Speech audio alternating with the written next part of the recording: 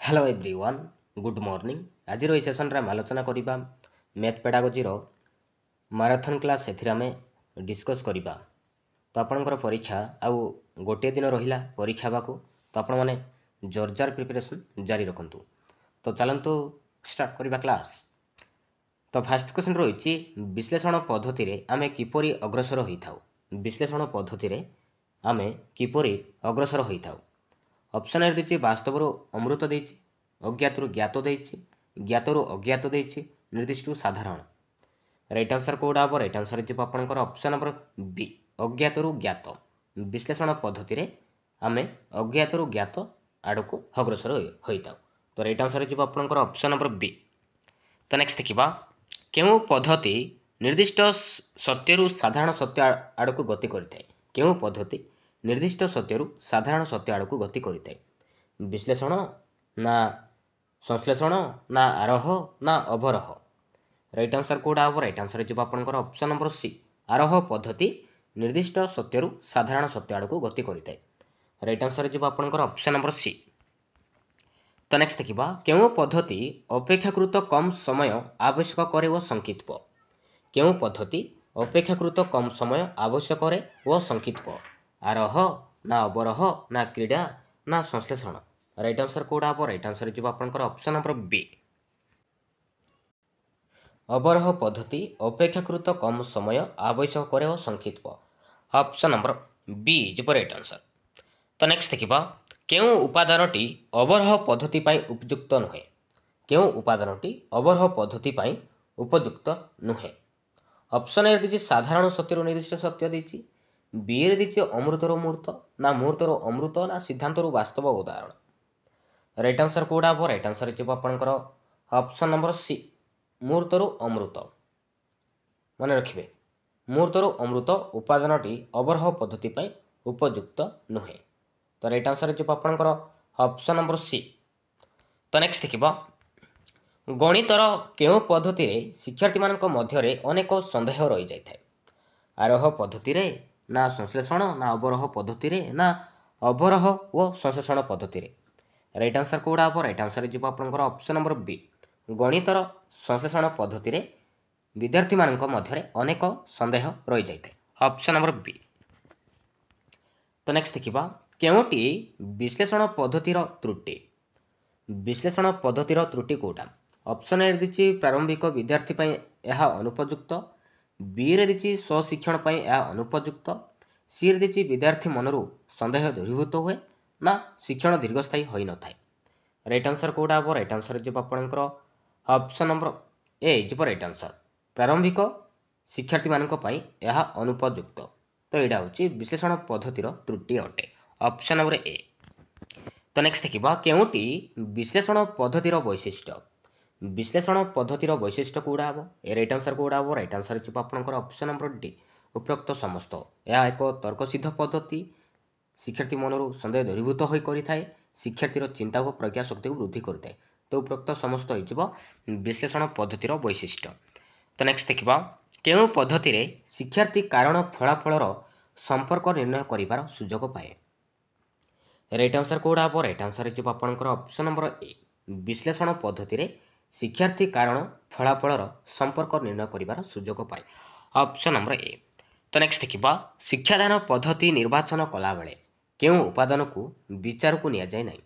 शिक्षादान समय को ना शिक्षादान विषय वस्तु को ना शिक्षार्थीर मानसिक दक्षता ना शिक्षकों दक्षता। राइट आंसर कौड़ा हम राइट आंसर हो आपंकर ऑप्शन नंबर डी शिक्षकों दक्षता। तो नेक्स्ट देखा केउं उपादानटी आरोह पद्धति पाई सत्य नुहे। तो आरोह पद्धति पाई सत्य कौड़ा नुहे निर्दिष्ट साधारण सत्य ना मुहूर्तर अमृत ना वास्तव दृष्टांतर सिद्धांत ना साधारण सत्यरु निर्दिष्ट सिद्धांत। राइट आंसर कौड़ा हम राइट आंसर हो आपंकर ऑप्शन नंबर डी साधारण सत्यरु निर्दिष्ट सिद्धांत। एटे किंतु आरोह पद्धति पाई सत्य नुहे ऑप्शन नंबर डी। तो नेक्स्ट देखा केउं पद्धति रे ज्ञात तथ्य गुड़ी को एकाठी करी एक लक्ष्य रे पहुँचवाक पड़े जोठारे अज्ञात तथ्य सबू स्पष्ट प्रमाणित हो जाए। विश्लेषण ना संश्लेषण ना अवरोह ना क्रीड़ा। राइट आंसर कौड़ा हम राइट आंसर हो आपंकर option number A is right answer विश्लेषण पद्धति रे ज्ञात तथ्यଗୁଡ଼ିକୁ ଏକାଠି କରି ଏକ ଲକ୍ଷ୍ୟରେ ପହଞ୍ଚିବାକୁ ପଡ଼େ ଯେଉଁଠାରେ ଅଜ୍ଞାତ ତଥ୍ୟ ସବୁ ସ୍ପଷ୍ଟ ପ୍ରମାଣିତ ହୋଇଯାଏ। Option number A. ତ ନେକ୍ସଟ ଦେଖିବା ସ୍ୱଶିକ୍ଷଣ ପାଇଁ କେଉଁ ପଦ୍ଧତି ଗୁରୁତ୍ୱପୂର୍ଣ୍ଣ ଅଟେ? ସ୍ୱଶିକ୍ଷଣ ପାଇଁ କେଉଁ ପଦ୍ଧତି ଗୁରୁତ୍ୱପୂର୍ଣ୍ଣ ଅଟେ? ରାଇଟ୍ ଆନ୍ସର୍ କେଉଁଟା ହେବ? ରାଇଟ୍ ଆନ୍ସର୍ ଯିବ ଆପଣଙ୍କର ଅପସନ୍ ନମ୍ବର ଡି। ଉପରୋକ୍ତ ସମସ୍ତ ପଦ୍ଧତି ଗୁରୁତ୍ୱପୂର୍ଣ୍ଣ ଅଟେ। Option number D. ତ ନେକ୍ସଟ ଦେଖିବା କେଉଁଟି ସଂଶ୍ଳେଷଣ ପଦ୍ଧତିର ବୈଶିଷ୍ଟ୍ୟ? ସଂଶ୍ଳେଷଣ ପଦ୍ଧତିର ବୈଶିଷ୍ଟ୍ୟ କେଉଁଟା ହେବ? ରାଇଟ୍ ଆନ୍ସର୍ କେଉଁଟା ହେବ? ରାଇଟ୍ ଆନ୍ସର୍ ଯିବ ଆପଣଙ୍କର ଅପସନ୍ ନମ୍ବର ବି। ଏହି ପଦ୍ଧତି ସହଜ ଓ ଶୃଙ୍ଖଳିତ। ତ ଏଇଟା ହେଉଛି ସଂଶ୍ଳେଷଣ ପଦ୍ଧତିର ବୈଶିଷ୍ଟ୍ୟ ଅଟେ। ତ ନେକ୍ସଟ ଦେଖିବା ଏକ ସାଧାରଣ ସତ୍ୟ ବା ସିଦ୍ଧାନ୍ତକୁ ନିର୍ଦ୍ଦିଷ୍ଟ କ୍ଷେତ୍ରରେ ପ୍ରୟୋଗ କରିବାକୁ କେଉଁ ପଦ୍ଧତି କୁହାଯାଏ? କେଉଁ ପଦ୍ଧତି କହିବା? ରାଇଟ୍ ଆନ୍ସର୍ କେଉଁଟା ହେବ? ରାଇଟ୍ ଆନ୍ସର୍ ଯିବ ଆପଣଙ୍କର ଅପସନ୍ ନମ୍ବର ବି। ଅବରୋହ ପଦ୍ଧତି କୁହାଯାଏ। ଏକ ସାଧାରଣ ସତ୍ୟ ବା ସିଦ୍ଧାନ୍ତକୁ ନିର୍ଦ୍ଦିଷ୍ଟ କ୍ଷେତ୍ରରେ ପ୍ରୟୋଗ କରିବାକୁ ଆମେ କହିବା ଅବରୋହ ପଦ୍ଧତି କୁହାଯାଏ। ଅପସନ୍ ନମ୍ବର ବି। ତ ନେକ୍ସଟ ଦେଖିବା ଜ୍ୟାମିତିକ ସତ୍ୟ ବା ଉପପାଦ୍ୟକୁ ପରୀକ୍ଷାମୂଳକ ଭାବେ ପ୍ରମାଣ କରିବା ପାଇଁ କେଉଁ ପଦ୍ଧତି ଅନୁସୃତ କରାଯାଏ? କେଉଁ ପଦ୍ଧତି? ରାଇଟ୍ ଆନ୍ସର୍ କେଉଁଟା ହେବ? ରାଇଟ୍ ଆନ୍ସର୍ ଯିବ ଆପଣଙ୍କର option number B.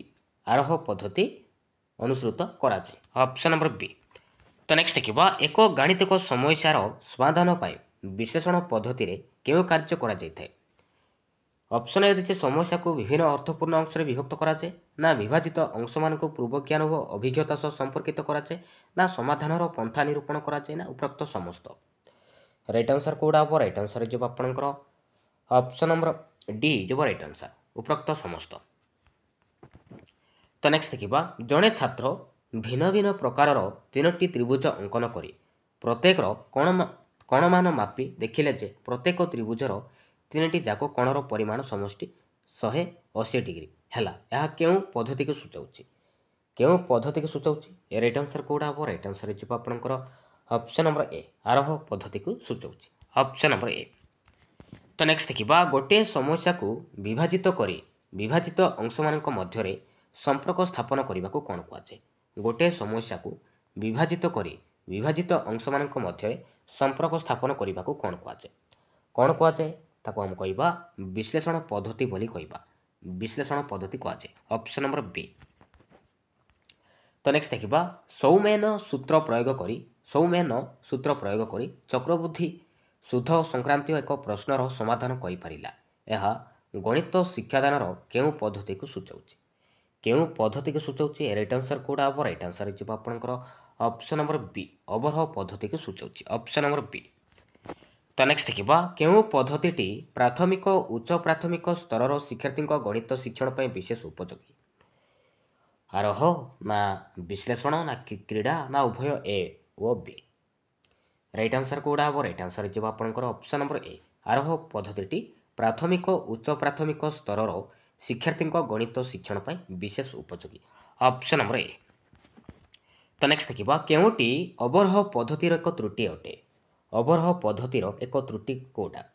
Option A ଦେଇଛି ବୋଧ ଅପେକ୍ଷା ସ୍ମୃତି ଶକ୍ତିକୁ ଅଧିକ ପ୍ରାଧାନ୍ୟ ଦିଆଯାଏ, ନା ଚିନ୍ତା ଓ ପ୍ରଜ୍ଞା ଶକ୍ତିର ବିକାଶ ସାଧନ ହୁଏ, ନା ପ୍ରାରମ୍ଭିକ ଶିକ୍ଷାର୍ଥୀମାନଙ୍କ ପାଇଁ ଅଧିକ ଉପଯୋଗୀ, ନା ସମସ୍ୟା ସମାଧାନର ଗତି ଓ ଦକ୍ଷତାକୁ ତ୍ୱରାନ୍ୱିତ କରିଥାଏ।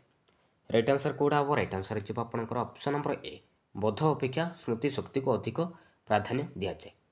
Option number A. ତ ନେକ୍ସଟ ଦେଖିବା ଜଣେ ଶିକ୍ଷାର୍ଥୀ ଭିନ୍ନ ଭିନ୍ନ ପ୍ରକାରର ସମଦ୍ୱିବାହୁ ତ୍ରିଭୁଜ ଅଙ୍କନ କରି ଦେଖିଲେ ଯେ ପ୍ରତ୍ୟେକ ତ୍ରିଭୁଜର ସମାନ ବାହୁଦ୍ୱୟର ସମ୍ମୁଖୀନ କୋଣଗୁଡ଼ିକର ପରିମାଣ ସମାନ। ଏହା ଗଣିତର କେଉଁ ଶିକ୍ଷାଦାନ ପ୍ରଣାଳୀ ଅଟେ? ବିଶ୍ଳେଷଣ ନା ସଂଶ୍ଳେଷଣ ନା ଅବରୋହ ନା କୌଣସିଟି ନୁହେଁ? ରାଇଟ୍ ଆନ୍ସର୍ କେଉଁଟା ହେବ? ରାଇଟ୍ ଆନ୍ସର୍ ଯିବ ଆପଣଙ୍କର ଅପସନ୍ ନମ୍ବର ଡି। କୌଣସିଟି ନୁହେଁ। Option number D. ତ ନେକ୍ସଟ ଦେଖିବା ଉଚ୍ଚ ପ୍ରାଥମିକ ସ୍ତରରେ ଜ୍ୟାମିତିକ ଅଙ୍କନ କରିବା ପାଇଁ କେଉଁ ପଦ୍ଧତି ଅନୁସୃତ କରାଯାଇଥାଏ? ଆରୋହ ଅବରୋହ ନା ବିଶ୍ଳେଷଣ ସଂଶ୍ଳେଷଣ? ରାଇଟ୍ ଆନ୍ସର୍ କେଉଁଟା ହେବ? ରାଇଟ୍ ଆନ୍ସର୍ ଯିବ ଆପଣଙ୍କର ଅପସନ୍ ନମ୍ବର ଉଭୟ ସି ଆଣ୍ଡ ଡି। ବିଶ୍ଳେଷଣ ସଂଶ୍ଳେଷଣ ମନେ ରଖିବେ। ତ ରାଇଟ୍ ଆନ୍ସର୍ ଯିବ ଆପଣଙ୍କର ଉଭୟ ସି ଓ ଡି ଯିବ ରାଇଟ୍ ଆନ୍ସର୍। ବିଶ୍ଳେଷଣ ସଂଶ୍ଳେଷଣ। ତ ନେକ୍ସଟ ଦେଖିବା ଉଚ୍ଚ ପ୍ରାଥମିକ ସ୍ତରରେ ଜ୍ୟାମିତିର ବିଯୋଗମୂଳକ ପ୍ରଶ୍ନର ପ୍ରମାଣ କେଉଁ ପଦ୍ଧତିରେ କରାଯାଏ? ଆରୋହ ଅବରୋହ ନା ବିଶ୍ଳେଷଣ ସଂଶ୍ଳେଷଣ ନା ଆରୋହ ସଂଶ୍ଳେଷଣ ନା ବିଶ୍ଳେଷଣ ଅବରୋହ। ରାଇଟ୍ ଆନ୍ସର୍ କେଉଁଟା ହେବ? ରାଇଟ୍ ଆନ୍ସର୍ ଯିବ ଆପଣଙ୍କର ଅପସନ୍ ନମ୍ବର ବି ବିଶ୍ଳେଷଣ ସଂଶ୍ଳେଷଣ। ମନେ ରଖିବେ ଅପସନ୍ ନମ୍ବର ବି। ତ ନେକ୍ସଟ ଦେଖିବା ଦୈନନ୍ଦିନ ଜୀବନ ସହ ଜଡ଼ିତ ଅଙ୍କଟିଏ କୋଷି ଶିଖାଇବା ପାଇଁ କେଉଁ ପଦ୍ଧତି ଅବଲମ୍ବନ କରାଯିବ? ଦୈନନ୍ଦିନ ଜୀବନ ସହ ଜଡ଼ିତ ଅଙ୍କଟିଏ କୋଷି ଶିଖାଇବା ପାଇଁ କେଉଁ ପଦ୍ଧତି ଅବଲମ୍ବନ କରାଯିବ? ଆରୋହ ନା ଅବରୋହ ନା ବିଶ୍ଳେଷଣ ସଂଶ୍ଳେଷଣ। ରାଇଟ୍ ଆନ୍ସର୍ କେଉଁଟା ହେବ? ରାଇଟ୍ ଆନ୍ସର୍ ଯିବ ଆପଣଙ୍କର ଅପସନ୍ ନମ୍ବର ସି ବିଶ୍ଳେଷଣ ପଦ୍ଧତି ଅବଲମ୍ବନ କରାଯିବ। Option number C. ତ ନେକ୍ସଟ ଦେଖିବା ଜ୍ୟାମିତିକ ଉପପାଦ୍ୟର ଯୁକ୍ତିମୂଳକ ପ୍ରମାଣର ଶିକ୍ଷାଦାନ ପାଇଁ ମୁଖ୍ୟତଃ କେଉଁ ପଦ୍ଧତି ବ୍ୟବହାର କରାଯାଇଥାଏ? କେଉଁ ପଦ୍ଧତି ବ୍ୟବହାର କରାଯାଇଥାଏ? ରାଇଟ୍ ଆନ୍ସର୍ କେଉଁଟା ହେବ? ରାଇଟ୍ ଆନ୍ସର୍ ଯିବ ଆପଣଙ୍କର ଅପସନ୍ ନମ୍ବର ଉଭୟ ଏ ଓ ବି ବିଶ୍ଳେଷଣ ସଂଶ୍ଳେଷଣ এই দুইটি পদ্ধতি ব্যবহার করা যায়। অপশন নম্বর সি যাব রাইট আনসর। তো নেক্সট দেখিবা কেউ ক্ষেত্রে শিক্ষক বিশ্লেষণ পদ্ধতি ব্যবহার করতে? কেউ ক্ষেত্রে শিক্ষক বিশ্লেষণ পদ্ধতি ব্যবহার করে থাকে? অজ্ঞাত জ্ঞাত শিক্ষাদান পাই না কল্পনার অনুসিদ্ধান্তর প্রমাণ পাই না জনা যাউথিবা সত্যর উপস্থাপনা পাই না উপরোক্ত সমস্ত। রাইট আনসর কোডা হব? রাইট আনসর যাব আপনার অপশন নম্বর এ অজ্ঞাতর জ্ঞাতর শিক্ষাদান পাই শিক্ষক বিশ্লেষণ পদ্ধতি ব্যবহার করতে। অপশন নম্বর এ।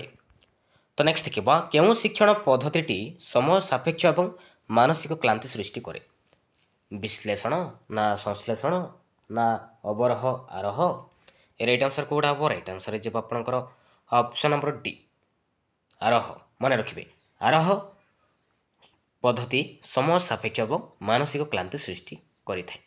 অপশন নম্বর ডি যাব রাইট আনসর। তো নেক্সট দেখিবা গণিত শিক্ষণর কেউ পদ্ধতিটি সংক্ষিপ্ত সহযোগ শৃঙ্খলিত?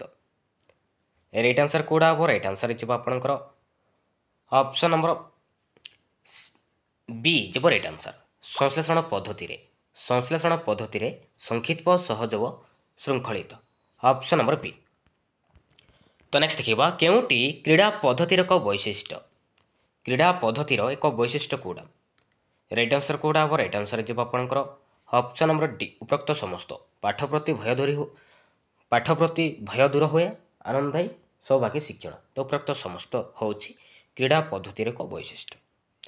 তো নেক্সট দেখিবা কেউটি গণিতর স্বরূপ নুহে? তো চারিটি অপশন দিয়েছে তো ভিতর কোডা গোটে গণিতর স্বরূপ কোডা নয়? সংরচনা দিয়েছি, সংক্ষিপ্ততা দিয়েছি, ব্যাখ্যাকরণ দিয়েছি, নির্দিষ্ট ক্রম দিয়েছি। রাইট আনসর কোডা হব? রাইট আনসর যাব আপনার অপশন নম্বর সি ব্যাখ্যাকরণ। এটি কিন্তু গণিতর স্বরূপ নয়। Option number C. তো নেক্সট দেখিবা তো নেক্সট কোশ্চন রয়েছে সংক্ষিপ্ততা ହେଉଛି ବୁଦ୍ଧି ଓ ଧୀଶକ୍ତି ଆତ୍ମା। এই ଉକ୍ତିଟି କାହାର? ରାଇଟ୍ ଆନ୍ସର କେଉଁଟା ହେବ? ରାଇଟ୍ ଆନ୍ସର ଯିବ ଆପଣଙ୍କର ଅପସନ୍ ନମ୍ବର ବି ସେକ୍ସପିୟରଙ୍କର। ଅପସନ୍ ନମ୍ବର ବି। ତ ନେକ୍ସଟ ଦେଖିବା ଗଣିତ ଜ୍ଞାନ ଓ ଦକ୍ଷତା କାହା ପାଇଁ ଆବଶ୍ୟକ? ଗଣିତ ଜ୍ଞାନ ଓ ଦକ୍ଷତା କାହା ପାଇଁ ଆବଶ୍ୟକ? କାହା ପାଇଁ? ରାଇଟ୍ ଆନ୍ସର କେଉଁଟା ହେବ? ରାଇଟ୍ ଆନ୍ସର ଯିବ ଆପଣଙ୍କର ଅପସନ୍ ନମ୍ବର ଡି ଉପରୋକ୍ତ ସମସ୍ତଙ୍କ ପାଇଁ ଗଣିତ ଜ୍ଞାନ ଓ ଦକ୍ଷତା ଆବଶ୍ୟକ। ଶିକ୍ଷାର୍ଥୀଙ୍କ ପାଇଁ, ବ୍ୟବସାୟୀଙ୍କ ପାଇଁ, ଦିନ ମଜୁରୀଙ୍କ ପାଇଁ ମଧ୍ୟ। Option number D. ତ ନେକ୍ସଟ ଦେଖିବା କେଉଁଟି ଗଣିତର ଏକ ପ୍ରକୃତି? ଗଣିତର ଏକ ପ୍ରକୃତି କେଉଁଟା? ସଂରଚନା ନା ସଂକ୍ଷିପ୍ତତା ନା ନିର୍ଦ୍ଦିଷ୍ଟତା ନା ଉପରୋକ୍ତ ସମସ୍ତ? ରାଇଟ୍ ଆନ୍ସର କେଉଁଟା ହେବ? ରାଇଟ୍ ଆନ୍ସର ଯିବ ଆପଣଙ୍କର ଅପସନ୍ ନମ୍ବର ଡି ଉପରୋକ୍ତ ସମସ୍ତ ଗଣିତର ଏକ ପ୍ରକୃତି। Option number D. ତ ନେକ୍ସଟ ଦେଖିବା ନିଜ ଅନୁସାରେ ଯେଉଁଟାକୁ ଆମେ କହୁଛେ ସେଲ୍ଫ ଷ୍ଟଡି ଗଣିତ ପଢ଼ିବା ନିମନ୍ତେ କେଉଁଟି ସତ୍ୟ ନୁହେଁ? ଅପସନ୍ ଏ ଦେଇଛି ଏହା ଶିକ୍ଷାର୍ଥୀଙ୍କୁ ଶିକ୍ଷଣ ପ୍ରକ୍ରିୟାରେ ଆତ୍ମନିର୍ଭରଶୀଳ କରିବା ସାହାଯ୍ୟ କରେ, ନା ଏହା ଘୋଷା ପଦ୍ଧତିକୁ ଉତ୍ସାହିତ କରିଥାଏ, ନା ଏହା ସମୟର ସଦୁପଯୋଗ କରିଥାଏ, ନା ଏହା ଶିକ୍ଷାର୍ଥୀର ବୌଦ୍ଧିକ ଦକ୍ଷତା ବଢ଼ାଇବାରେ ସାହାଯ୍ୟ କରିଥାଏ। ରାଇଟ୍ ଆନ୍ସର ଯିବ ଆପଣଙ୍କର ଅପସନ୍ ନମ୍ବର ବି ଏହା ଘୋଷା ପଦ୍ଧତିକୁ ଉତ୍ସାହିତ କରିଥାଏ। ଏଇଟା କିନ୍ତୁ ସତ୍ୟ ନୁହେଁ। ଅପସନ୍ ନମ୍ବର ବି। ତ ନେକ୍ସଟ ଦେଖିବା ବୌଦ୍ଧିକ ବିକାଶର ଦ୍ୱିତୀୟ ପର୍ଯ୍ୟାୟକୁ କ'ଣ କୁହାଯାଏ? ବୌଦ୍ଧିକ ବିକାଶର ଦ୍ୱିତୀୟ ପର୍ଯ୍ୟାୟକୁ କେଉଁ ପର୍ଯ୍ୟାୟ କହିବା? କେଉଁ ପର୍ଯ୍ୟାୟ କୁହାଯାଏ? ରାଇଟ୍ ଆନ୍ସର କେଉଁଟା ହେବ? ରାଇଟ୍ ଆନ୍ସର ଯିବ ଆପଣଙ୍କର ଅପସନ୍ ନମ୍ବର ଡି ପ୍ରାକ୍ ସଂକାଚିଧର୍ମୀ ପର୍ଯ୍ୟାୟ କୁହାଯାଏ। ତ ପ୍ରଥମ ହେଇଗଲା ସମ୍ବେଦୀକାରକ, ଦ୍ୱିତୀୟ ହେଇଗଲା ପ୍ରାକ୍ ସଂକାଚିଧର୍ମୀ ପର୍ଯ୍ୟାୟ, ଆଉ ତୃତୀୟ ହେଇଗଲା ସ୍ଥୂଳ, ଆଉ ଚତୁର୍ଥ ହେଇଗଲା ଯଥାଯଥ ସଂକାର୍ଯ୍ୟ। ତ ନେକ୍ସଟ ଦେଖିବା ଅଧିକ ମିତଭାଷୀ ହେବା ଗଣିତ ଶିକ୍ଷଣର କେଉଁ ମୁଖ୍ୟ ଉଦ୍ଦେଶ୍ୟ ଅନ୍ତର୍ଭୁକ୍ତ? ଜ୍ଞାନାତ୍ମକ ନା ଭାବାତ୍ମକ ନା ମନକ୍ରିୟାତ୍ମକ ନା ଉପରୋକ୍ତ ସମସ୍ତ? ରାଇଟ୍ ଆନ୍ସର କେଉଁଟା ହେବ? ରାଇଟ୍ ଆନ୍ସର ଯିବ ଆପଣଙ୍କର ଅପସନ୍ ନମ୍ବର ବି ଭାବାତ୍ମକ। ମନେ ରଖିବେ। ତ ନେକ୍ସଟ ଦେଖିବା ସ୍ଥୂଳ ସଂକାର୍ଯ୍ୟ ପର୍ଯ୍ୟାୟ କେଉଁ ସମୟକୁ କୁହାଯାଏ? ସ୍ଥୂଳ ସଂକାର୍ଯ୍ୟଧର୍ମୀ ପର୍ଯ୍ୟାୟ କେଉଁ ସମୟକୁ କହିବା? କେଉଁ ସମୟକୁ କୁହାଯାଏ? ରାଇଟ୍ ଆନ୍ସର୍ କେଉଁଟା ହେବ? ରାଇଟ୍ ଆନ୍ସର୍ ଯିବ ଆପଣଙ୍କର ଅପସନ୍ ନମ୍ବର ସି ଯିବ ରାଇଟ୍ ଆନ୍ସର୍। 7 ବର୍ଷରୁ 12 ବର୍ଷକୁ 7 ବର୍ଷରୁ 12 ବର୍ଷ ବୟସ ପର୍ଯ୍ୟନ୍ତ ଆମେ କହିବା ସ୍ଥୂଳ ସଂକାର୍ଯ୍ୟ ଧର୍ମୀ ପର୍ଯ୍ୟାୟ କହିବା। ଆଉ ଜନ୍ମଠାରୁ 2 ବର୍ଷକୁ ଆମେ କହିବା ସମ୍ବେଦୀକାରକ। ଆଉ 2ରୁ 7 ବର୍ଷକୁ ଆମେ କହିବା ପ୍ରାକ୍ ସଂକାର୍ଯ୍ୟ ଧର୍ମୀ ପର୍ଯ୍ୟାୟ। ଆଉ 12 ବର୍ଷରୁ ଉର୍ଦ୍ଧ୍ୱ ତାକୁ ଆମେ କହିବା ଯଥାଯଥ ସଂକାର୍ଯ୍ୟ ଧର୍ମୀ ପର୍ଯ୍ୟାୟ କୁହାଯାଏ। ତ ନେକ୍ସଟ ଦେଖିବା ଗଣିତ ଶିକ୍ଷାର ଲକ୍ଷ୍ୟକୁ କିଏ ବୃହତ୍ତର ଲକ୍ଷ୍ୟ ଓ ସଂକୀର୍ଣ୍ଣ ଲକ୍ଷ୍ୟ ହିସାବରେ ଭାଗ କରିଛନ୍ତି? କିଏ? ରାଇଟ୍ ଆନ୍ସର୍ କେଉଁଟା ହେବ? ରାଇଟ୍ ଆନ୍ସର୍ ଯିବ ଆପଣଙ୍କର ଅପସନ୍ ନମ୍ବର ସି ଜର୍ଜ ପଲି। ମନେ ରଖିବେ। ତ ନେକ୍ସଟ ଦେଖିବା 2ଟି ଭଗ୍ନ ସଂଖ୍ୟାର ଗୁଣଫଳର ସତ୍ୟତାକୁ ପରୀକ୍ଷା କରିବା କେଉଁ ଶିକ୍ଷଣ ଉଦ୍ଦେଶ୍ୟ ଅନ୍ତର୍ଗତ? ଜ୍ଞାନ ନା ବୋଧ ନା ପ୍ରୟୋଗ ନା ଦକ୍ଷତା? ରାଇଟ୍ ଆନ୍ସର୍ କେଉଁଟା ହେବ? ରାଇଟ୍ ଆନ୍ସର୍ ଯିବ ଆପଣଙ୍କର ଅପସନ୍ ନମ୍ବର ସି ପ୍ରୟୋଗ। ମନେ ରଖିବେ। ତ ନେକ୍ସଟ ଦେଖିବା ଉଚ୍ଚ ପ୍ରାଥମିକ ସ୍ତରରେ ଗଣିତ ଶିକ୍ଷାଦାନର ଉଦ୍ଦେଶ୍ୟ ନିମ୍ନରେ ପ୍ରଦତ୍ତ ଉକ୍ତିମାନଙ୍କ ମଧ୍ୟରୁ କେଉଁଟି? ଅପସନ୍ ଏରେ ଦେଇଛି ଗାଣିତିକ ମନୋବୃତ୍ତିର ବିକାଶ ଦେଇଛି, ବିରେ ଦେଇଛି ଗାଣିତିକ ଭାଷା ଓ ଚିହ୍ନର ବ୍ୟବହାର ଦେଇଛି, ସିରେ ଦେଇଛି ଯୁକ୍ତିମୂଳକ ବିକାଶ ଦେଇଛି, ଡିରେ ଦେଇଛି ଉପରୋକ୍ତ ସମସ୍ତ। ରାଇଟ୍ ଆନ୍ସର୍ କେଉଁଟା ହେବ? ରାଇଟ୍ ଆନ୍ସର୍ ଯିବ ଆପଣଙ୍କର ଅପସନ୍ ନମ୍ବର ସି ଯୁକ୍ତିମୂଳକ ବିକାଶ। ତ ନେକ୍ସଟ ଦେଖିବା କେଉଁଟି ହେଉଛି ପ୍ରକୃତ ଶିକ୍ଷାଦାନ? ପ୍ରକୃତ ଶିକ୍ଷାଦାନ କେଉଁଟା? ଗଣିତଟିକୁ ବୁଝେଇବା ନା ଗଣିତଟିକୁ କଷିଦେବା ନା ଗଣିତଟିର ସମାଧାନ କରିବା ସାହାଯ୍ୟ କରିବା ନା ଉପରୋକ୍ତ ସମସ୍ତ? ରାଇଟ୍ ଆନ୍ସର୍ କେଉଁଟା ହେବ? ରାଇଟ୍ ଆନ୍ସର୍ ଯିବ ଆପଣଙ୍କର ଅପସନ୍ ନମ୍ବର ସି ଗଣିତଟିର ସମାଧାନ କରିବାରେ ସାହାଯ୍ୟ କରିବା। ଏଇଟା ହେଉଛି ପ୍ରକୃତ ଶିକ୍ଷାଦାନ ଅଟେ। Option number C. ତ ନେକ୍ସଟ ଦେଖିବା କେଉଁ ଦକ୍ଷତାଟି ଗାଣିତିକ ଶିକ୍ଷଣ ଉଦ୍ଦେଶ୍ୟର ଅନ୍ତର୍ଗତ ନୁହେଁ? ଅପସନ୍ ଏ ଦେଇଛି ଗାଣିତିକ ସଂକେତକୁ ଭାଷାରେ ପ୍ରକାଶ କରିବା, ବିରେ ଦେଇଛି ଗାଣିତିକ ତଥ୍ୟ ସମ୍ବନ୍ଧୀୟ ଜ୍ଞାନ ଆହରଣ କରିବା, ସିରେ ଦେଇଛି ଗଣିତରେ ଦୁର୍ବଳ ପିଲାଙ୍କୁ ଚିହ୍ନଟ କରିବା, ଡିରେ ଦେଇଛି ଯୁକ୍ତିଯୁକ୍ତ ଭାବେ ଚିନ୍ତା କରିବା। ରାଇଟ୍ ଆନ୍ସର୍ କେଉଁଟା ହେବ? ରାଇଟ୍ ଆନ୍ସର୍ ଯିବ ଆପଣଙ୍କର ଅପସନ୍ ନମ୍ବର ସି ଯିବ ରାଇଟ୍ ଆନ୍ସର୍ ଗଣିତରେ ଦୁର୍ବଳ ପିଲାଙ୍କୁ ଚିହ୍ନଟ କରିବା। ଏଇଟା କିନ୍ତୁ ଗାଣିତିକ ଶିକ୍ଷଣ ଉଦ୍ଦେଶ୍ୟର ଅନ୍ତର୍ଗତ ନୁହେଁ। Option number C. ତ ନେକ୍ସଟ ଦେଖିବା God is a supreme mathematician who created this well ordered and systematic universe. ତ ଏହି ଉକ୍ତିଟି କାହାର? God is a supreme mathematician who created this well ordered and systematic universe. ଏହି ଉକ୍ତିଟି କାହାର? କାହାର? ଏହି ଉକ୍ତିଟି ହେଉଛି ଜେମ୍ସ ଜିନ୍ସଙ୍କର। ଅପସନ୍ ନମ୍ବର ଏ ଯିବ ରାଇଟ୍ ଆନ୍ସର୍।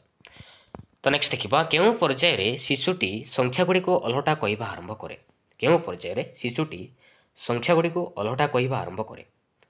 ରାଇଟ୍ ଆନ୍ସର୍ କେଉଁଟା ହେବ? ରାଇଟ୍ ଆନ୍ସର୍ ଯିବ ଆପଣଙ୍କର ଅପସନ୍ ନମ୍ବର ବି। ମନେ ରଖିବେ ସ୍ଥୂଳ ସଂକାର୍ଯ୍ୟଧର୍ମୀ ପର୍ଯ୍ୟାୟରେ ଶିଶୁଟି ସଂଖ୍ୟାଗୁଡ଼ିକୁ ଓଲଟା କହିବା ବା ଓଲଟା ଲେଖିବା ଆରମ୍ଭ କରିଥାଏ। ଅପସନ୍ ନମ୍ବର ବି ଯିବ ରାଇଟ୍ ଆନ୍ସର୍। ତ ନେକ୍ସଟ ଦେଖିବା ଉପଲବ୍ଧ ସମସ୍ତ ତଥ୍ୟ ସର୍ତ୍ତ ବା ସମ୍ବଳର ବିନିଯୋଗ କରି ଗାଣିତିକ ସମସ୍ୟାର ସମାଧାନ କରିବାକୁ କ'ଣ କୁହାଯାଏ? କ'ଣ କୁହାଯାଏ? ତାକୁ ଆମେ କହିବା ଇଷ୍ଟତମୀକରଣ କୁହାଯାଏ। Option number D. ତ ନେକ୍ସଟ ଦେଖିବା କେଉଁ ପଦ୍ଧତିରେ ଅର୍ଜିତ ଜ୍ଞାନ ଦୀର୍ଘସ୍ଥାୟୀ ହୋଇଥାଏ? କେଉଁ ପଦ୍ଧତିରେ ଅର୍ଜିତ ଜ୍ଞାନ ଦୀର୍ଘସ୍ଥାୟୀ ହୋଇଥାଏ? ଆରୋହ ନା ଅବରୋହ ନା ବିଶ୍ଳେଷଣ ନା ସଂଶ୍ଳେଷଣ? ରାଇଟ୍ ଆନ୍ସର୍ କେଉଁଟା ହେବ? ରାଇଟ୍ ଆନ୍ସର୍ ଯିବ ଆପଣଙ୍କର ଅପସନ୍ ନମ୍ବର ଏ ଆରୋହ ପଦ୍ଧତିରେ ଅର୍ଜିତ ଜ୍ଞାନ ଦୀର୍ଘସ୍ଥାୟୀ ହୋଇଥାଏ। ତ ନେକ୍ସଟ ଦେଖିବା କେଉଁ ଗାଣିତିକ ପଦ୍ଧତିଟି ସଂକ୍ଷିପ୍ତ ସହଜ ଓ ଶୃଙ୍ଖଳିତ? ରାଇଟ୍ ଆନ୍ସର୍ କେଉଁଟା ହେବ? ରାଇଟ୍ ଆନ୍ସର୍ ଯିବ ଆପଣଙ୍କର ଅପସନ୍ ନମ୍ବର ସି ସଂଶ୍ଳେଷଣ ପଦ୍ଧତିଟି ସଂକ୍ଷିପ୍ତ ସହଜ ଓ ଶୃଙ୍ଖଳିତ। ତ ନେକ୍ସଟ ଦେଖିବା 5 ସୋପାନ ବିଶିଷ୍ଟ ପାଠ ଯୋଜନାର ପ୍ରବର୍ତ୍ତକ କିଏ? କିଏ? ରାଇଟ୍ ଆନ୍ସର୍ କେଉଁଟା ହେବ? ରାଇଟ୍ ଆନ୍ସର୍ ଯିବ ଆପଣଙ୍କର ଅପସନ୍ ନମ୍ବର ସି ହର୍ବର୍ଟ। ମନେ ରଖିବେ 5 ସୋପାନ ବିଶିଷ୍ଟ ପାଠ ଯୋଜନାର ପ୍ରବର୍ତ୍ତକ ହେଉଛନ୍ତି ହର୍ବର୍ଟ। ଅପସନ୍ ନମ୍ବର ସି ଯିବ ରାଇଟ୍ ଆନ୍ସର୍। ତ ନେକ୍ସଟ ଦେଖିବା କେଉଁଟି ଗଣିତ ଶିକ୍ଷଣର ଏକ ପଦ୍ଧତି ନୁହେଁ? କେଉଁଟି ଗଣିତ ଶିକ୍ଷଣର ଏକ ପଦ୍ଧତି ନୁହେଁ? କେଉଁଟା ନୁହେଁ? ରାଇଟ୍ ଆନ୍ସର୍ କେଉଁଟା ହେବ? ରାଇଟ୍ ଆନ୍ସର୍ ଯିବ ଆପଣଙ୍କର ଅପସନ୍ ନମ୍ବର ସି ଯିବ ରାଇଟ୍ ଆନ୍ସର୍ ପର୍ଯ୍ୟବେକ୍ଷଣ ନୁହେଁ। ମନେ ରଖିବେ। ତ ନେକ୍ସଟ ଦେଖିବା ବିଶ୍ଳେଷଣ ପଦ୍ଧତିରେ ଆମେ କିପରି ଅଗ୍ରସର ହୋଇଥାଉ? କିପରି? ରାଇଟ୍ ଆନ୍ସର୍ କେଉଁଟା ହେବ? ରାଇଟ୍ ଆନ୍ସର୍ ଯିବ ଆପଣଙ୍କର ଅପସନ୍ ନମ୍ବର ବି ଅଜ୍ଞାତରୁ ଜ୍ଞାତ ଆଡ଼କୁ। ମନେ ରଖିବେ ଅପସନ୍ ନମ୍ବର ବି ଯିବ ରାଇଟ୍ ଆନ୍ସର୍। ତ ନେକ୍ସଟ ଦେଖିବା ମୌଳିକ ସଂଗଠନବାଦର ମୁଖ୍ୟ ପ୍ରବକ୍ତା କିଏ? ମୌଳିକ ସଂଗଠନବାଦର ମୁଖ୍ୟ ପ୍ରବକ୍ତା କିଏ? କିଏ? ରାଇଟ୍ ଆନ୍ସର୍ କେଉଁଟା ହେବ? ରାଇଟ୍ ଆନ୍ସର୍ ଯିବ ଆପଣଙ୍କର ଅପସନ୍ ନମ୍ବର ଏ ଗ୍ଲାସରଫେଲ୍ଡ। ମନେ ରଖିବେ। ଆଉ ସାମାଜିକ ସଂଗଠନବାଦର ମୁଖ୍ୟ ପ୍ରବକ୍ତା କିଏ? ମନେ ରଖିବେ ଭାଇଗୋଟିକ୍ସ। ଆଉ ମୌଳିକ ସଂଗଠନବାଦର ମୁଖ୍ୟ ପ୍ରବକ୍ତା ହେଉଛନ୍ତି ଗ୍ଲାସରଫେଲ୍ଡ। ତ ନେକ୍ସଟ ଦେଖିବା କେଉଁଟି ଶିକ୍ଷାର୍ଥୀ ସହାୟକ ପରିବେଶ? ରାଇଟ୍ ଆନ୍ସର୍ କେଉଁଟା ହେବ? ରାଇଟ୍ ଆନ୍ସର୍ ଯିବ ଆପଣଙ୍କର ଅପସନ୍ ନମ୍ବର ଡି ଉପରୋକ୍ତ ସମସ୍ତ ବିଦ୍ୟାଳୟ ପରିବେଶ, ଅବସର ବିନୋଦନ କାର୍ଯ୍ୟ, ଶିକ୍ଷଣ ଉପକରଣ ଉପରୋକ୍ତ ସମସ୍ତ ହେଉଛି ଶିକ୍ଷାର୍ଥୀ ସହାୟକ ପରିବେଶ ଅଟେ। ତ ନେକ୍ସଟ ଦେଖିବା ଶିକ୍ଷାର୍ଥୀ କୈନ୍ଦ୍ରିକ ପନ୍ଥାର କେନ୍ଦ୍ରବିନ୍ଦୁ କିଏ? ଶିକ୍ଷାର୍ଥୀ କୈନ୍ଦ୍ରିକ ପନ୍ଥାର କେନ୍ଦ୍ରବିନ୍ଦୁ କିଏ? ରାଇଟ୍ ଆନ୍ସର କୋଉଟା ହେବ? ରାଇଟ୍ ଆନ୍ସର ହେଇଯିବ ଆପଣଙ୍କର ଅପସନ୍ ନମ୍ବର ସି ହେଇଯିବ ରାଇଟ୍ ଆନ୍ସର। ଶିକ୍ଷାର୍ଥୀ ନା ଶିକ୍ଷାର୍ଥୀ। ତ ନେକ୍ସଟ ଦେଖିବା କେଉଁଟି ଏକ ଉତ୍ତମ ଶିକ୍ଷଣ କାର୍ଯ୍ୟର ଲକ୍ଷଣ ଅଟେ? ଆହ୍ୱାନମୂଳକ ଦେଇଛି, ଆନନ୍ଦଦାୟୀ ଦେଇଛି, ସ୍ୱତଃସ୍ଫୂର୍ତ୍ତ ଅଂଶଗ୍ରହଣ ଦେଇଛି, ଉପରୋକ୍ତ ସମସ୍ତ ଦେଇଛି। ରାଇଟ୍ ଆନ୍ସର କୋଉଟା ହେବ? ରାଇଟ୍ ଆନ୍ସର ହେଇଯିବ ଆପଣଙ୍କର ଅପସନ୍ ନମ୍ବର ଡି। ଉପରୋକ୍ତ ସମସ୍ତ ହେଉଛି ଶିକ୍ଷଣ କାର୍ଯ୍ୟର ଲକ୍ଷଣ ଅଟେ। ତ ନେକ୍ସଟ ଦେଖିବା ଶିକ୍ଷାର୍ଥୀ କାର୍ଯ୍ୟର ମୂଲ୍ୟାୟନ କିଏ କରିବା ଉଚିତ? କିଏ କରିବା ଉଚିତ? ରାଇଟ୍ ଆନ୍ସର କୋଉଟା ହେବ? ରାଇଟ୍ ଆନ୍ସର ହେଇଯିବ ଆପଣଙ୍କର ଅପସନ୍ ନମ୍ବର ଡି। ଉପରୋକ୍ତ ସମସ୍ତ ଶିକ୍ଷାର୍ଥୀ ନିଜେ, ସାଙ୍ଗସାଥୀ, ଶିକ୍ଷକ ଉପରୋକ୍ତ ସମସ୍ତ ଶିକ୍ଷାର୍ଥୀ କାର୍ଯ୍ୟର ମୂଲ୍ୟାୟନ କରିବା ଉଚିତ। Option number D. ତ ନେକ୍ସଟ ଦେଖିବା କୌଣସି ପାଠ୍ୟକ୍ରମରେ ନାମ ଲେଖାଇବା ପାଇଁ କେଉଁ ମୂଲ୍ୟାୟନ କରାଯାଇଥାଏ? କେଉଁ ମୂଲ୍ୟାୟନ କରାଯାଇଥାଏ? କେଉଁ ମୂଲ୍ୟାୟନ? ରାଇଟ୍ ଆନ୍ସର କୋଉଟା ହେବ? ରାଇଟ୍ ଆନ୍ସର ହେଇଯିବ ଆପଣଙ୍କର ଅପସନ୍ ନମ୍ବର ସି। ବ୍ୟବସ୍ଥାର ମୂଲ୍ୟାୟନ କରାଯାଇଥାଏ। ତ ନେକ୍ସଟ ଦେଖିବା ଶିକ୍ଷାବର୍ଷ ଆରମ୍ଭରେ, ଶିକ୍ଷାବର୍ଷ ମଧ୍ୟରେ ଓ ଶିକ୍ଷାବର୍ଷ ଶେଷରେ ଯଥାକ୍ରମେ କେଉଁ କେଉଁ ମୂଲ୍ୟାୟନ କରାଯାଏ? କେଉଁ କେଉଁ ମୂଲ୍ୟାୟନ କରାଯାଏ? ରାଇଟ୍ ଆନ୍ସର କୋଉଟା ହେବ? ରାଇଟ୍ ଆନ୍ସର ହେଇଯିବ ଆପଣଙ୍କର ଅପସନ୍ ନମ୍ବର ବି ହେଇଯିବ ରାଇଟ୍ ଆନ୍ସର। ଶିକ୍ଷାବର୍ଷ ଆରମ୍ଭରେ ବ୍ୟବସ୍ଥାନ, ଆଉ ଶିକ୍ଷାବର୍ଷ ମଧ୍ୟରେ ଗଠନମୂଳକ, ଆଉ ଶିକ୍ଷାବର୍ଷ ଶେଷରେ ସମାପ୍ତି ସୂଚକ। ତ ବ୍ୟବସ୍ଥାନ, ଗଠନମୂଳକ, ସମାପ୍ତି ସୂଚକ ମୂଲ୍ୟାୟନ କରାଯାଇଥାଏ। ଅପସନ୍ ନମ୍ବର ବି ହେଇଯିବ ରାଇଟ୍ ଆନ୍ସର। ତ ନେକ୍ସଟ ଦେଖିବା 18ଟି ଚକୋଲେଟ୍ 2 ଜଣ ପିଲାଙ୍କ ମଧ୍ୟରେ ବାଣ୍ଟିଲେ ପ୍ରତ୍ୟେକ କେତୋଟି ଚକୋଲେଟ୍ ପାଇବେ? ତ ଏଇଟା ଗୋଟେ କି ପ୍ରକାର ପ୍ରଶ୍ନ? କି ପ୍ରକାର ପ୍ରଶ୍ନ ଏଇଟା ଗୋଟେ?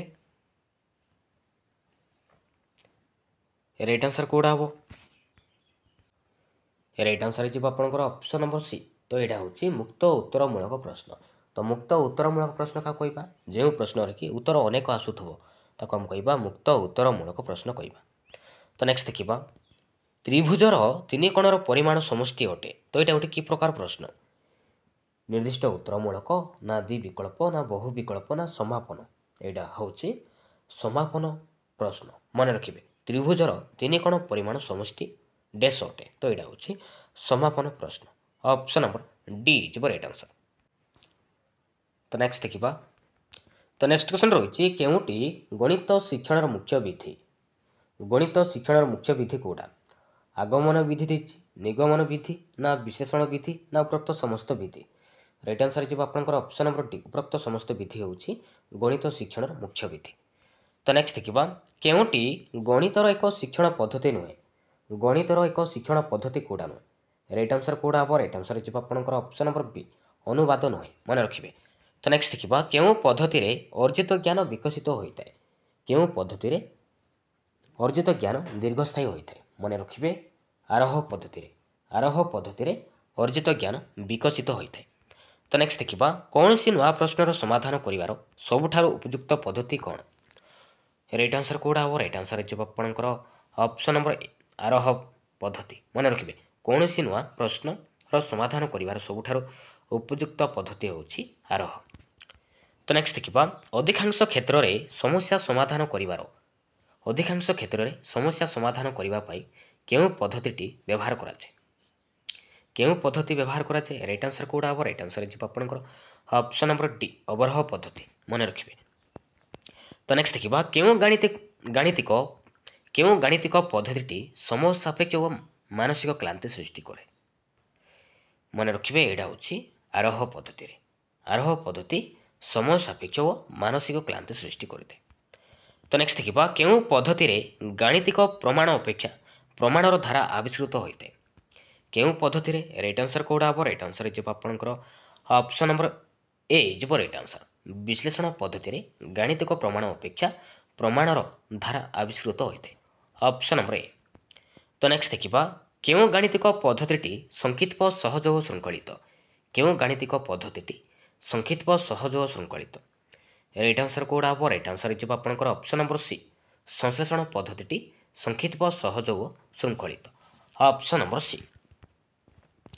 ତ ନେକ୍ସଟ ଦେଖିବା ଏକ ଗାଣିତିକ ସମସ୍ୟାକୁ ବିଭିନ୍ନ ଅର୍ଥପୂର୍ଣ୍ଣ ଅଂଶରେ ବିଭକ୍ତ କରି ସେମାନଙ୍କ ମଧ୍ୟରେ ସମ୍ପର୍କ ସ୍ଥାପନ କରିବା କେଉଁ ପଦ୍ଧତିରେ ଅନ୍ତର୍ଗତ? କେଉଁ ପଦ୍ଧତିରେ ଅନ୍ତର୍ଗତ? ରାଇଟ୍ ଆନ୍ସର କୋଉଟା ହେବ? ରାଇଟ୍ ଆନ୍ସର ଯିବ ଆପଣଙ୍କର ଅପସନ୍ ନମ୍ବର ଡି ବିଶ୍ଳେଷଣ ପଦ୍ଧତିରେ ଅନ୍ତର୍ଗତ। Option number D. ତ तो नेक्स्ट देखिबा उच्च प्राथमिक श्रेणी रे ज्यामितिक प्रमाण गुड़िक केउं पद्धति रे शिक्षा दिया जाए केउं पद्धति रे शिक्षा दिया जाए राइट आंसर कोडा हो राइट आंसर इजिबा आपनकर ऑप्शन नंबर ए आरोह पद्धति रे शिक्षा दिया जाए। तो नेक्स्ट देखिबा केउंटी आरोह पद्धतिर वैशिष्ट्य नुहे तो आरोह पद्धतिर वैशिष्ट्य कोडा नु राइट आंसर कोडा हो राइट आंसर इजिबा आपनकर ऑप्शन नंबर बी मुखस्थ करी शिक्षा लाभ करिबा एटा किंतु आरोह पद्धतिर वैशिष्ट्य नुहे। तो नेक्स्ट देखिबा केउंटी अवरोह पद्धति वैशिष्ट्य तो अवरोह पद्धतिर वैशिष्ट्य कोडा हो राइट आंसर कोडा हो राइट आंसर इजिबा आपनकर ऑप्शन नंबर डी उपरोक्त समस्त स्मृति शक्तिर विकास साधन समस्या समाधान संक्षिप्त सहज समस्या समाधान गति और दक्षता त्वरान्वित हुए उपरोक्त समस्त इजिबा अवरोह पद्धति वैशिष्ट्य। तो नेक्स्ट देखिबा केउंटी अवरोह पद्धति त्रुटि अटे तो अवरोह पद्धति त्रुटि कोडा राइट आंसर कोडा हो राइट आंसर इजिबा आपनकर ऑप्शन नंबर डी उपरोक्त समस्त बौद्ध शक्तिर विकास हुए ना मनरे संदेह रही जाए शिक्षार्थी निष्क्रिय हुए तो उपरोक्त समस्त अवरोह पद्धति त्रुटि अटे। तो नेक्स्ट देखिबा केउंटी संश्लेषण पद्धतिर एक वैशिष्ट्य संश्लेषण पद्धतिर वैशिष्ट्य कोडा संक्षिप्त हो सहज देछि स्मृति शक्ति को त्वरान्वित करे ना समाधान पाई कम समय आवश्यक हुए ना उपरोक्त समस्त राइट आंसर कोडा हो राइट आंसर इजिबा आपनकर ऑप्शन नंबर डी उपरोक्त समस्त। तो नेक्स्ट देखिबा केउंटी क्रीड़ा पद्धतिर वैशिष्ट्य कोडा उपरोक्त समस्त इजिबा राइट आंसर पाठ प्रति भय दूर हुए आनंद सौभाग्य शिक्षण हुए तो उपरोक्त समस्त। तो नेक्स्ट देखिबा केउंटी क्रीड़ा पद्धतिर एक त्रुटि अटे क्रीड़ा पद्धतिर त्रुटि कोडा राइट आंसर कोडा हो राइट आंसर इजिबा आपनकर ऑप्शन नंबर डी उपरोक्त समस्त पाठ योजना प्रस्तुति कष्टकर समय सापेक्ष जटिल प्रश्नर समाधान हो पारे नहीं उपरोक्त समस्त इजिबा राइट आंसर। तो नेक्स्ट देखिबा भिन्न भिन्न क्षेत्र में परीक्षण करी एक साधारण सत्य रे उपनीत हेबाकू केउं पद्धति कुआजे केउं पद्धति कहबा राइट आंसर कोडा हो राइट आंसर इजिबा आपनकर ऑप्शन नंबर ए आरोह पद्धति कहबा। तो नेक्स्ट देखिबा उद्देश्य हासिल निमित्त शिक्षण अनुभूति गुड़ी को एक निर्दिष्ट क्रम रे सजाइबाकू कौन कुआजे ताको हम कहबा पद्धति बोली कहबा ऑप्शन नंबर सी। तो नेक्स्ट देखिबा केउं पद्धति साधारण सत्यरु निर्दिष्ट सत्य आड़ को गति करिଥାଏ केउं पद्धति साधारण सत्यरु निर्दिष्ट सत्य आड़ को गति करिଥାଏ राइट आंसर कोडा हो राइट आंसर इजिबा आपनकर ऑप्शन नंबर बी इजिबा राइट आंसर अवरोह पद्धति मन रखिबे अवरोह पद्धति साधारण सत्यरु निर्दिष्ट सत्य आड़ को गति करिଥାଏ। तो नेक्स्ट देखिबा केउं पद्धति मुहूर्तर अमृत आड़ को अग्रसर होइଥାଏ केउं पद्धति राइट आंसर कोडा हो राइट आंसर इजिबा आपनकर ऑप्शन नंबर ए आरोह पद्धति मुहूर्तर अमृत आड़ को अग्रसर होइଥାଏ। तो नेक्स्ट देखिबा पिलामानंकर खेल सामग्री और खेल माध्यम गणित शिक्षण केउं पद्धति अंतर्गत पिलामानंकर खेल सामग्री और खेल माध्यम गणित शिक्षण केउं पद्धति अंतर्गत आरोह ना विश्लेषण ना अवरोह ना क्रीड़ा राइट आंसर कोडा हो राइट आंसर इजिबा आपनकर ऑप्शन नंबर डी इजिबा राइट आंसर क्रीड़ा मन रखिबे ऑप्शन नंबर डी। तो नेक्स्ट देखिबा सूत्र प्रयोग करी समस्या समाधान करिबा पद्धति को कोन कुआजे सूत्र प्रयोग करी समस्या समाधान करिबा पद्धति को कोन कुआजे ताको हम कहबा अवरोह पद्धति बोली कहबा ऑप्शन नंबर बी। तो नेक्स्ट देखिबा षष्ठ और सप्तम श्रेणी रे थिबा ज्यामितिक प्रमाण केउं पद्धति रे करा जाय केउं पद्धति रे करा जाय राइट आंसर कोडा हो राइट आंसर इजिबा आपनकर ऑप्शन नंबर बी आरोह पद्धति रे करा जाय। तो नेक्स्ट देखिबा अमृत तथ्यरु वास्तव तथ्य आड़ को केउं पद्धति रे जिबाकू पड़िଥାଏ अमृत तथ्यरु वास्तव तथ्य आड़ को केउं पद्धति रे जिबाकू पड़िଥାଏ केउं पद्धति रे जिबाकू पड़िଥାଏ राइट आंसर कोडा हो राइट आंसर इजिबा आपनकर ऑप्शन नंबर बी इजिबा राइट आंसर अवरोह पद्धति रे जिबाकू पड़िଥାଏ ऑप्शन नंबर बी। तो नेक्स्ट देखिबा पांच सोपान विशिष्ट पाठ योजनार प्रवर्तक किए मन रखिबे हर्बर्ट ऑप्शन नंबर सी। तो नेक्स्ट देखिबा सूत्र निर्णय करिबा निमंते केउं पद्धति अधिक उपयोगी अटे सूत्र निर्णय करिबा निमंते केउं पद्धति अधिक उपयोगी अटे संश्लेषण ना विश्लेषण ना अवरोह ना आरोह राइट आंसर कोडा हो राइट आंसर इजिबा आपनकर ऑप्शन नंबर डी सूत्र निर्णय करिबा निमंते आरोह पद्धति अधिक उपयोगी अटे ऑप्शन नंबर डी। तो नेक्स्ट देखिबा केउं शिक्षण पद्धतिटी शिक्षक केन्द्रिक अटे केउं शिक्षण पद्धतिटी शिक्षक केन्द्रिक अटे आरोह ना विश्लेषण ना अवरोह ना कौनसी नुहे राइट आंसर कोडा हो राइट आंसर इजिबा आपनकर ऑप्शन नंबर डी कौनसी नुहे। तो नेक्स्ट देखिबा କେଉଁଟି ଗଣିତ ଶିକ୍ଷଣ ଏକ ପଦ୍ଧତି ନୁହେଁ? କେଉଁଟି ଗଣିତ ଶିକ୍ଷଣର ଏକ ପଦ୍ଧତି ନୁହେଁ? ରାଇଟ୍ ଆନ୍ସର କେଉଁଟା ହେବ? ରାଇଟ୍ ଆନ୍ସର ଯିବ ଆପଣଙ୍କର ଅପସନ୍ ନମ୍ବର ସି, ପର୍ଯ୍ୟବେକ୍ଷଣ ନୁହେଁ। ତ ନେକ୍ସଟ ଦେଖିବା, ଆରୋହ ପଦ୍ଧତିରେ ଆମେ କେଉଁପରି ଭାବରେ ଗତି କରିଥାଉ? ଆରୋହ ପଦ୍ଧତିରେ ଆମେ କେଉଁପରି ଭାବରେ ଗତି କରିଥାଉ? ରାଇଟ୍ ଆନ୍ସର କେଉଁଟା ହେବ? ରାଇଟ୍ ଆନ୍ସର ଯିବ ଆପଣଙ୍କର ଅପସନ୍ ନମ୍ବର ସି, ଉଦାହରଣ ସୂତ୍ର। ଉଦାହରଣରୁ ସୂତ୍ର ଆମେ ଗତି କରିଥାଉ, ଅପସନ୍ ନମ୍ବର ସି। ତ ନେକ୍ସଟ ଦେଖିବା, ସଂଶ୍ଳେଷଣ ପଦ୍ଧତିର ଭିତ୍ତିଭୂମି ହେଉଛି ଆରୋହ ବିଧି, ନା ଅବରୋହାତ୍ମକ ବିଧି, ନା ମନୋବୈଜ୍ଞାନିକ ନିୟମ, ନା ଯଥାଯଥ ପନ୍ଥା? ରାଇଟ୍ ଆନ୍ସର କେଉଁଟା ହେବ? ରାଇଟ୍ ଆନ୍ସର ଯିବ ଆପଣଙ୍କର ଅପସନ୍ ନମ୍ବର ବି ଯିବ ରାଇଟ୍ ଆନ୍ସର, ଅବରୋହାତ୍ମକ ବିଧି। ତ ନେକ୍ସଟ ଦେଖିବା,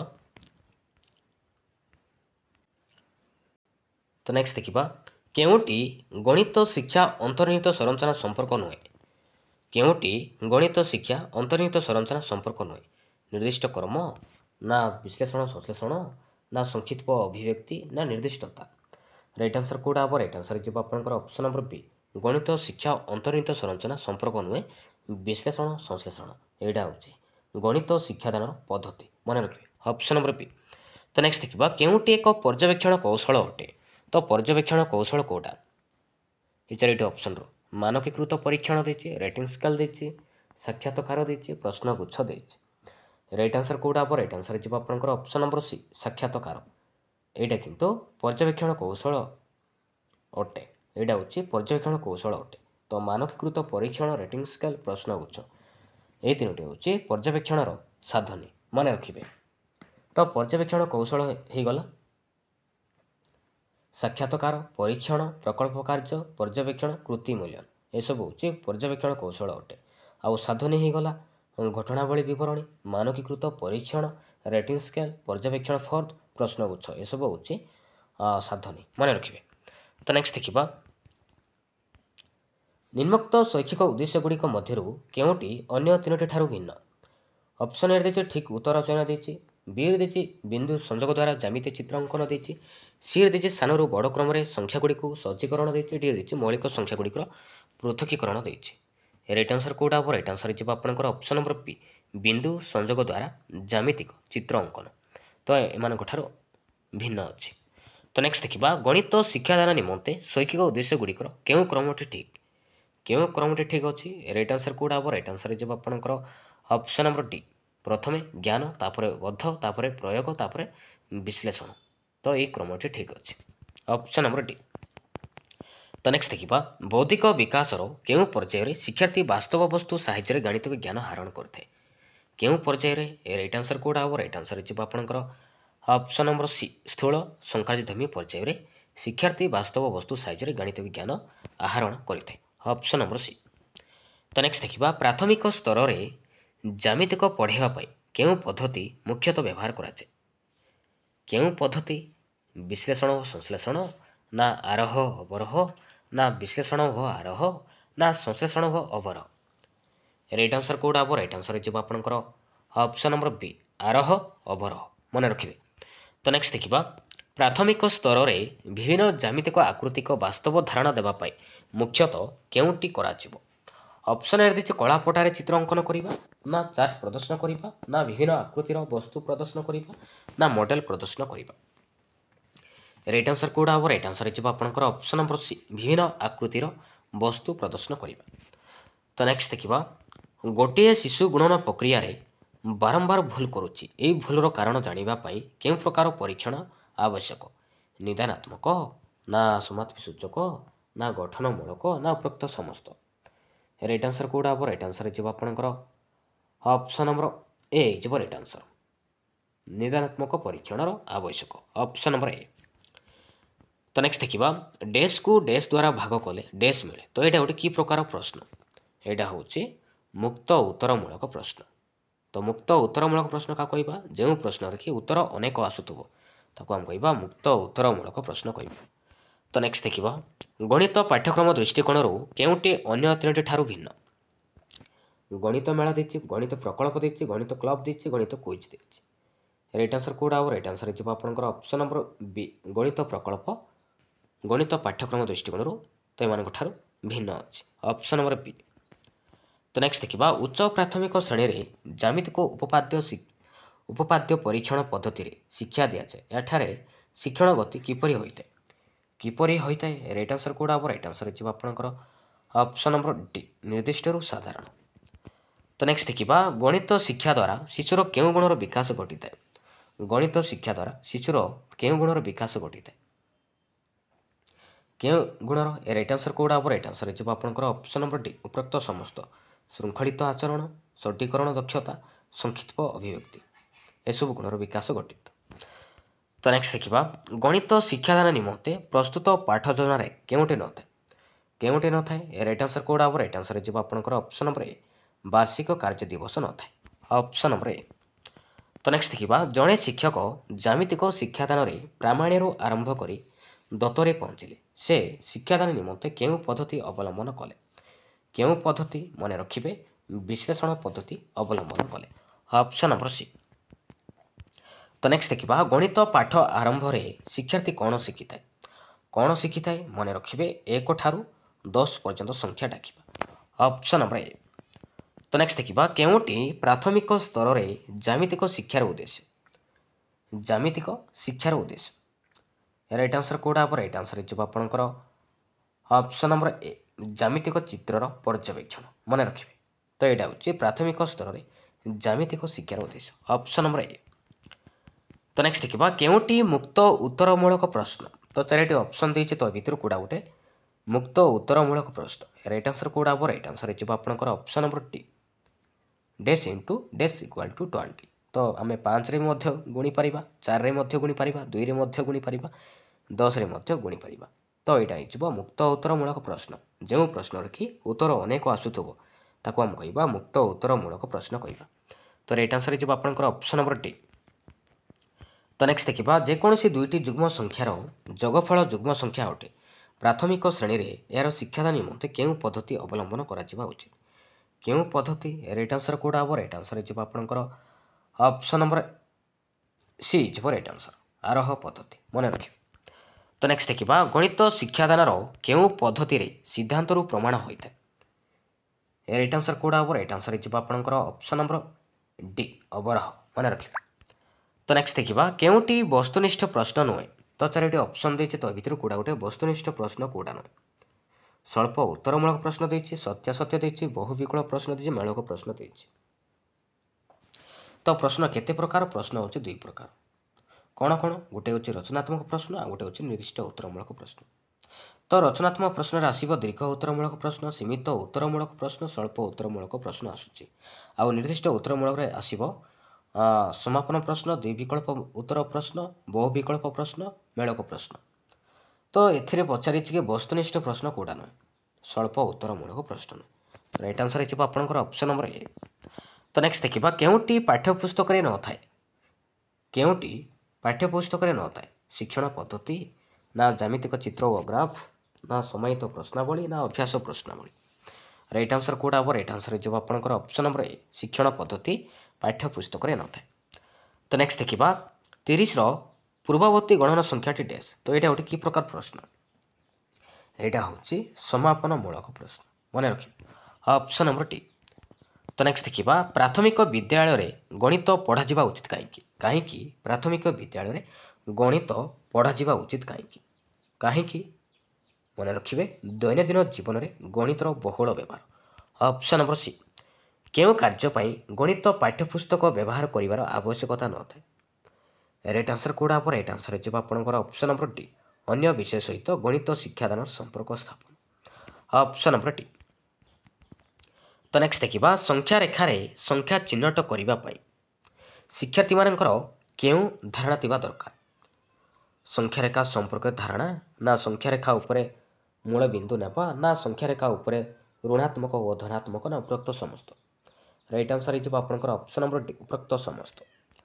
तो नेक्स्ट देखा जड़े छात्र 100 रे 1 मिसाई 110 लेखिला छात्रर त्रुटि संशोधन करने शिक्षक केउं पद्धति अवलंबन करेंगे केउं पद्धति राइट आंसर कौड़ा हम राइट आंसर हो आपंकर ऑप्शन नंबर सी संख्यार स्थानीय मान बुझेबे ऑप्शन नंबर सी। तो नेक्स्ट देखा गणित शिक्षादान केउं दक्षताटी प्राक प्राथमिक स्तर में हासिल होई नथे राइट आंसर कोड हम राइट आंसर हो आपंकर ऑप्शन नंबर सी हो राइट आंसर संख्यार स्थानीय मान निरूपण संख्यार स्थानीय मान निरूपण ऑप्शन नंबर सी। तो नेक्स्ट देखा केउटी उद्देश्य भित्तिक परीक्षण अंतर्भुक्त नुहे केउटी उद्देश्य भित्तिक परीक्षण अंतर्भुक्त कोडा राइट आंसर कोड हम राइट आंसर हो आपंकर ऑप्शन नंबर ए वस्तुनिष्ठ प्रश्न नुहे। तो नेक्स्ट देखा आदिवासी केउं भाषा स्वतंत्र गणना पद्धति रही केउं भाषा राइट आंसर कोड हम राइट आंसर हो आपंकर ऑप्शन नंबर डी सौरा भाषा मन रखिए। तो नेक्स्ट देखा गणित द्वारा शिक्षार्थीर केउं शक्ति अधिक विकसित होता है राइट आंसर कोड हम राइट आंसर हो आपंकर ऑप्शन नंबर ए चिंतन चिंतन शक्तिर अधिक विकसित होता है गणित द्वारा शिक्षार्थीर ऑप्शन नंबर ए। तो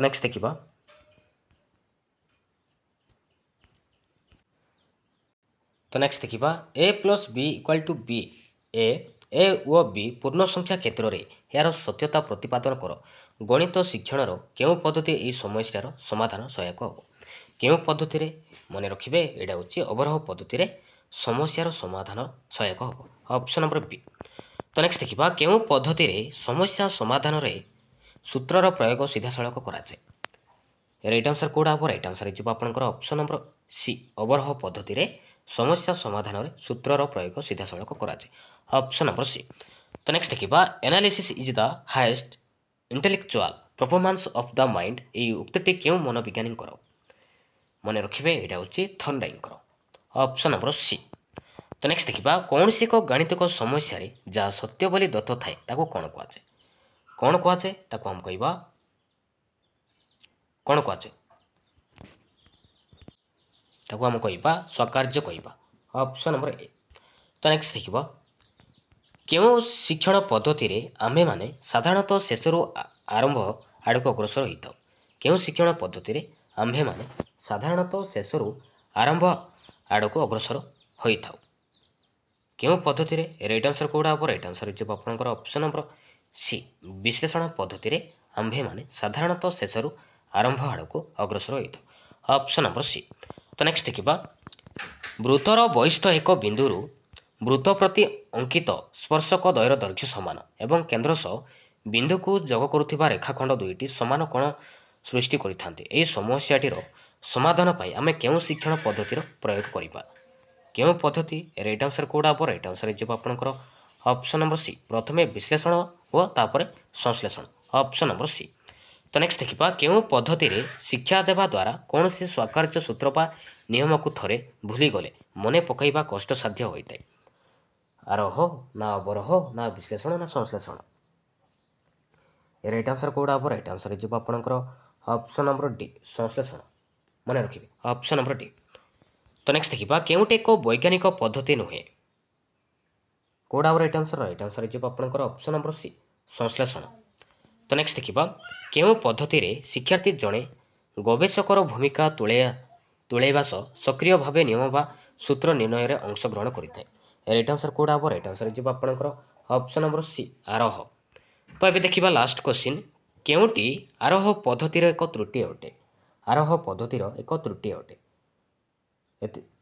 राइट आंसर कोड हम राइट आंसर हो आपंकर ऑप्शन नंबर सी एपाई दक्ष शिक्षक आवश्यकता थाए। तो यहाँ हूँ आरोह पद्धतिर एक त्रुटि अटे। Thank you.